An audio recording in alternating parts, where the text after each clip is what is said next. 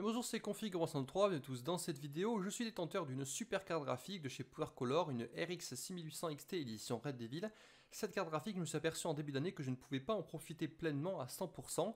En effet, avec mon processeur de deuxième génération, eh bien, la fonctionnalité Smart Access Memory n'est pas activable. Et pour ce faire, il aurait fallu que je possède au minima certains processeurs de la troisième génération ou un processeur de cinquième génération directement pour en profiter pleinement. Je me suis alors rendu sur le site de Cybertech, site que j'utilise habituellement pour faire tous mes achats informatiques, afin de rechercher une carte mère qui pourrait correspondre à mes attentes. Donc j'ai tout d'abord regardé les cartes mères en B550, puis je me suis dit pourquoi pas partir directement sur le NEC Plus Ultra, techniquement, le X510, le socket vraiment dédié à l'optimisation des processeurs AMD Ryzen de 5e génération. Mais pendant que je faisais mes recherches, j'ai appris qu'une nouvelle évolution de ce socket-là venait de sortir. Il s'agissait du X70S. Donc le chipset était techniquement amélioré sur cette gamme de cartes mères-là. Et parmi toutes les différentes cartes mères que j'ai trouvées, une a particulièrement attiré mon attention, qui m'avait l'air d'ailleurs, carte mère qui m'avait l'air très sympa.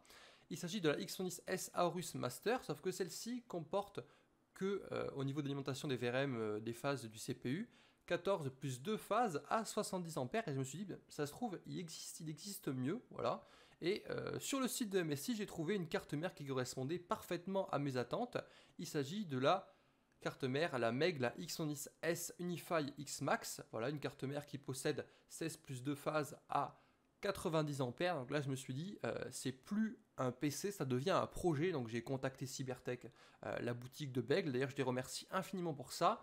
Eux, ils ont directement contacté le siège de MSI qui se trouve à Shungo dans Nouveau Taipei à Taïwan.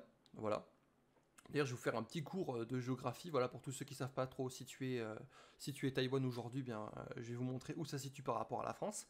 Ce qui se passe, c'est que j'ai tout simplement pu obtenir, grâce à Cybertech, voilà, un exemplaire de cette carte mère là, qui est totalement folle, voilà. Et je me suis dit, ben là, avec une carte mère aussi folle, il faut un boîtier qui soit fou, il faut une configuration, un système de refroidissement qui soit fou. Alors, je vous montre pas tout, hein, bien entendu, mais franchement, il y a du lourd dedans, et j'ai hâte de vous présenter ça dans une prochaine vidéo. Soyez patients.